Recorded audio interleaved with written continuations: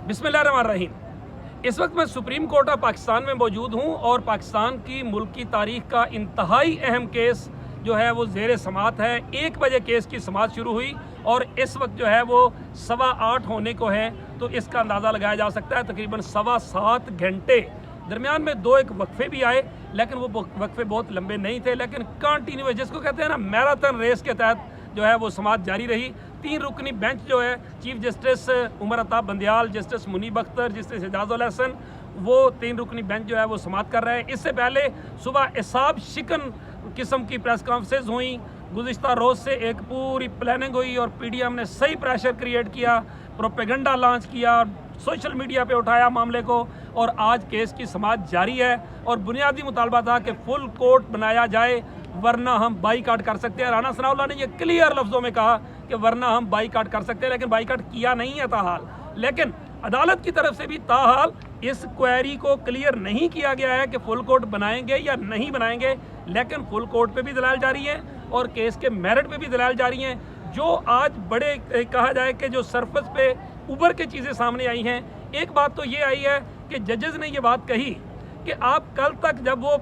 63A वाला सदारती reference वाला मामला आया था तो उस वक्त आप कहते थे कि पार्टी सदर को मुतलकुल अनान बनाया जा रहा है। ये नहीं होना चाहिए, ये जमहूरियत की तरफ बात जानी चाहिए। और ये वो बात है जो इमरान खान जब मुनव्वर खान वाला मामला जो हुआ था और 63A वाला मामला हुआ था, ये बात उस तनाज़र में की जा रही है। दूसरी तरफ जो यहाँ इसमें इम्पोर्टेंट क्वेश्चन आए वो ये आया कि पार्लिमानी पार्टी जो है वो फैसले करेगी। ये सबसे इम्पोर्टेंट नुक्ता है, आइन में वाज़े लिखा हुआ है और जो सदर है उसको एक्ट कर रहे हैं पार्लिमानी पार्टी के फैसले के मुताबिक। अगर पार्लिमानी पार्टी में कोई इनहराफ करता है तो उसके बाद पार्टी सदर जो है वो उसके ऊपर रेफरेंस भेजेगा डिफेक्शन क्लास का, नाअहली का। तो ये अभी तक के इम्पोर्टेंट नुकात हैं। फिर सुप्रीम कोर्ट ऑफ पाकिस्तान के चीफ जस्टिस ने ये भी जितलाया कहा जा सकता है कि हमने हमजा शहबाज को जो है वो वक्त दिया था, उनको वज़ीर आला भी रहने दिया था, तो उस लिहाज से यानी एक तरह से ये कि हमने आपको लचक दी थी,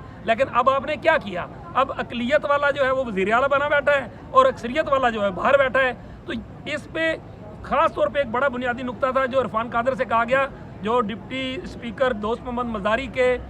वकील हैं, और दोस्त Mohammad Mazari supreme court of Pakistan में मौजूद नहीं है। ये अहम बात है कि वो मौजूद नहीं है, अदालत ने उनको बुलाया था, लेकिन जो वो नुक्ता था वो ये था कि हमें वो पैरा बताएं कि जिसने आपको यानी डिप्टी स्पीकर को कहा कि आप जो है वो ये फैसला कर दें हमारे फैसले की आड़ में, वो अभी तक ऐसा सरफेस पे कुछ नहीं हो सका है। फुल कोर्ट के मामले में भी एक चीज़ आई कि जजों ने कहा कि 5-5 के जो जजों के बेंचेस थे उन्होंने यूसुफ रज़ा गिलानी को फारग किया, उन्होंने नवाज शरीफ को फारग किया। उस वक्त आप मिठाइयाँ बांटते थे, लेकिन आज कहते हैं फुल कोर्ट बनाए। क्यों आप इस मामले को घसीटना चाहते हैं, खींचना चाहते हैं? पीडीएम की एक हिकमत अमली ये भी थी कि वो अपने अपने वकला जो हैं उनको अलग अलग पुट करे, अलग अलग दरखास्तें डाले ताकि वो ज़्यादा टाइम गेन कर सके। तो दलाइल बड़ी हद तक जो है वो करीब हो चुके हैं। अभी तीसरा वक्फा जो है वो जारी है, 15 मिनट का कहा गया था, लेकिन ये कुछ लंबा हो गया वक्फा 15 मिनट से। अभी देखना है कि क्या होता है, लेकिन इस वक्त तक जो रिमार्क्स हैं और जो निचोड़ है, supreme court of Pakistan cover करने वाले हमारे सीनियर दोस्त सईद बलोच हमारे साथ मौजूद है। सईद साहब, अगर हम आम आदमी को सादा लफ्ज़ों में समझाएं कि इस वक्त निचोड़ कहाँ पे पहुँचा है?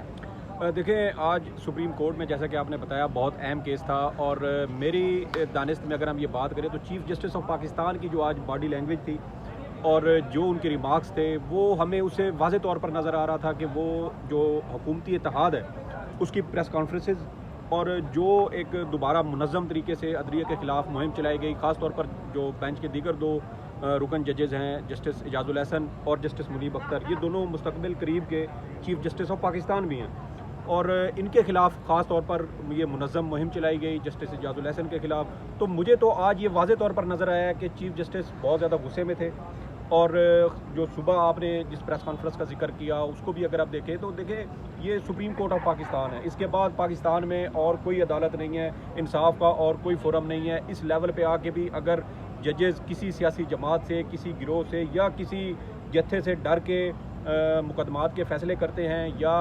वो इस तरीके से फुल कोर्ट तश्कील देते हैं, तो इससे आपका जो पूरा एक रियासती ढांचा है वो गिरने का यहाँ पर खतरा पैदा हो जाता है। हमने यहाँ सुप्रीम कोर्ट रियासती ढांचा जो है, इससे क्वेश्चन है کہ ججز نے یہ بھی کہا کہ کیا یہ اتنی غربت یا اتنا یہ ڈالر کا اوپر چلا جانا یا اتنا عدم استحکام کیا یہ ہم عدالت نے پھیلایا ہے؟ آپ کے سیاسی عدم استحکام کی وجہ سے یہ ہو رہا ہے اور ہم اس کو طے کریں گے فوری طور پر، کیونکہ ملک کو ریاست کو اس طرح چھوڑا نہیں جا سکتا۔ جی ہم نے یہ جو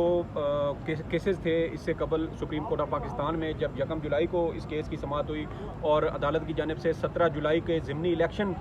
کے نتائج کے بعد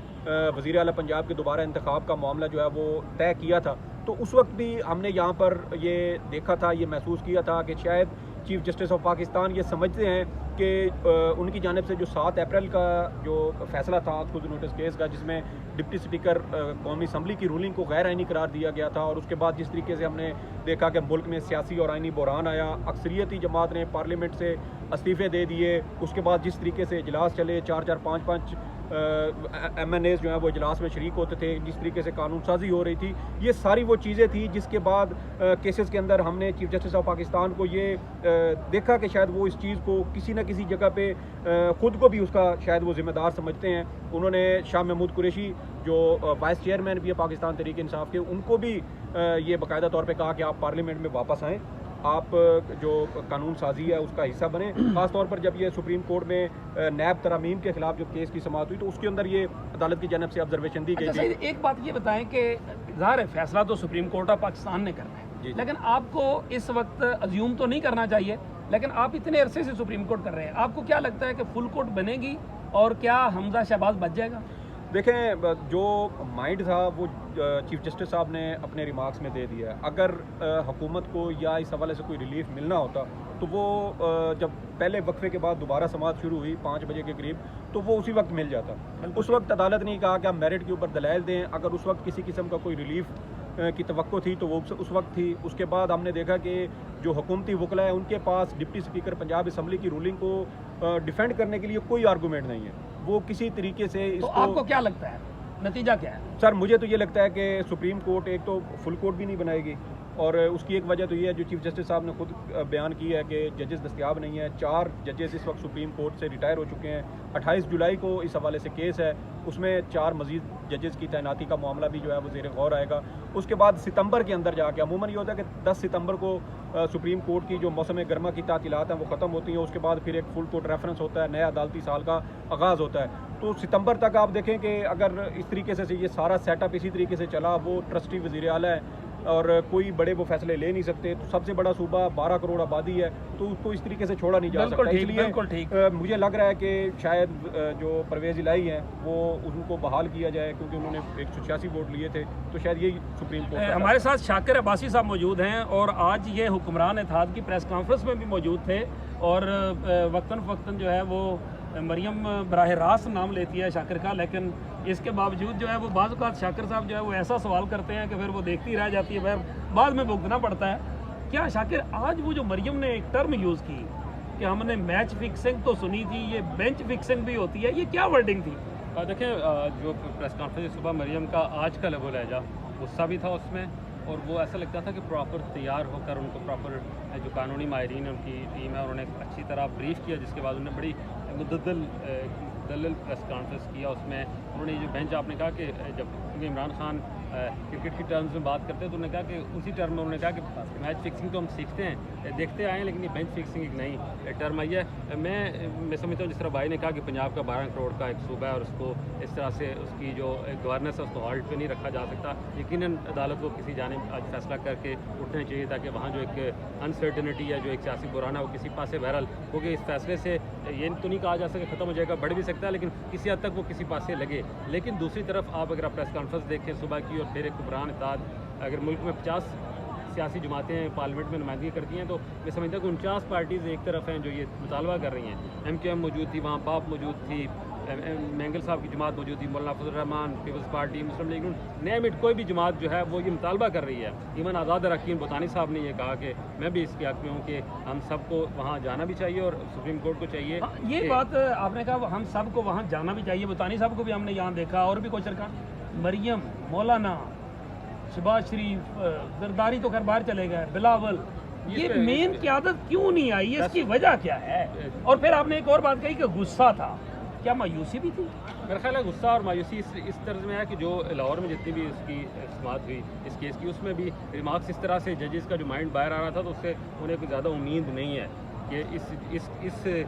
بینچ سے انہیں کو فائدہ ہو سکتا ہے، اس لیے وہ لارجر بینچ کا کہہ رہے ہیں. لیکن جب تک پریس کانفرنس جاری تھی یہی امید تھی کہ سارے آئیں گے، لیکن اسی پریس کانفرنس کے دوران جب یہ خبر آئی کہ عدالت نے یہ کہہ دیا ہے کہ سیاسی رہنما نہیں آئیں گے، تو ان کا یہ انہوں نے اس کو ایسے ایزیوم کیا جیسے مزید بائسڈ اپروچ ہے عدالت کی، انہوں نے ہمیں آنے سے، حالانکہ ایسا نہیں تھا. تو اس کے بعد یہ فیصلہ کیا کہ جو اپر ٹیئر ہے، جو مین قیادت ہے وہ نہیں آئے گی، لیکن سیکنڈ ٹیئر جو قیادت ہے وہ یہاں آئی سونی. لیکن سوال صرف میں یہ کہنا چاہ رہا ہوں کہ نہ حمزہ شہباز امپورٹنٹ ہے، نہ پی ڈی ایم امپورٹنٹ ہے، نہ کوئی اور تحریک انصاف امپورٹنٹ ہے. امپورٹنٹ یہ ہے کہ یہ اس ملک کی سب سے بڑی عدالت ہے، اور اس کے اوپر اس کی ایک پٹیشنر جو ہیں یا جو یہاں انصاف چاہتے ہیں یا جو یہاں ایک اپنا مقدمہ لے کے آئے ہیں، انہوں نے عدم اعتماد کیا. اور جب ججز پر عدم اعتماد ہے تو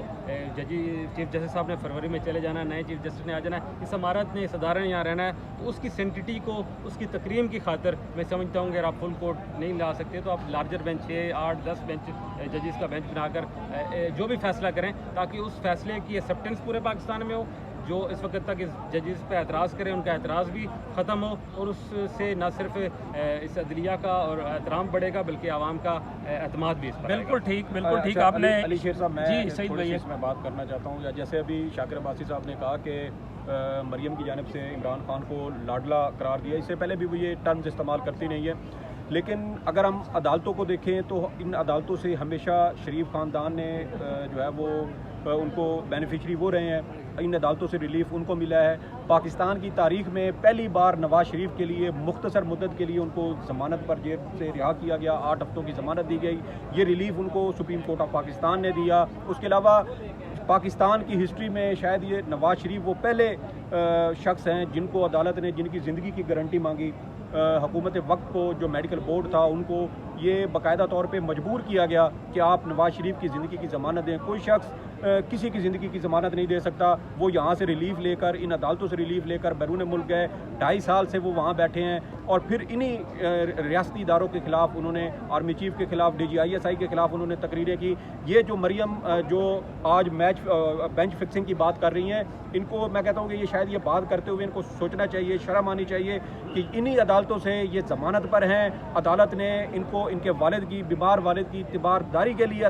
جو ہے وہ ضمانت دی تھی، طبی بنیادوں پر، انسانی بنیادوں پر. اور ان کے وہی والد 2.5 سال سے بیرون ملک میں ہیں، اور یہ اس ضمانت کے استعمال کا غلط استعمال کرتے ہوئے جو چیف جسٹس آف پاکستان ہے، جو مستقبل کے چیف جسٹس صاحبان ہیں 2، ان کے خلاف یہ پروپیگنڈا کر رہی ہیں، اپنے سوشل میڈیا کے ذریعے پروپیگنڈا کروا رہی ہیں. اور میں تو جو ہے وہ چیف جسٹس آف پاکستان جو ہیں، میں ان سے یہ مطالبہ کرتا ہوں کہ ان کو جو ضمانت دی گئی تھی وہ اس کے اوپر نظر ثانی ہونی چاہیے. یہ اپنی ضمانت کا غلط استعمال کر رہی ہیں، اور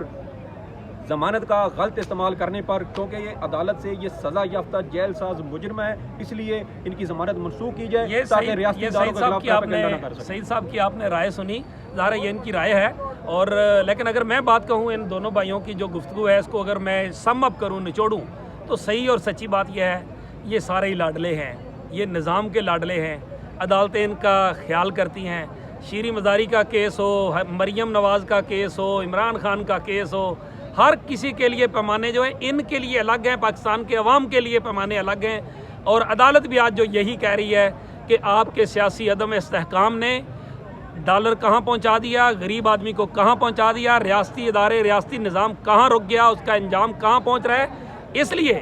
سچی بات یہ ہے کہ یہ طبقاتی نظام جو ہے، طبقاتی نظام انصاف جو ہے، اس کو ختم کرنا ہوگا اور ایکویلٹی لانا ہوگی. تبھی جا کے یہ سپریم کورٹ آف پاکستان کا ترازو جو ہے وہ زیادہ ریپیوٹیبل، زیادہ رسپیکٹڈ ہو سکے گا. اسی کے ساتھ مجھے دیجیے اجازت. اللہ حافظ.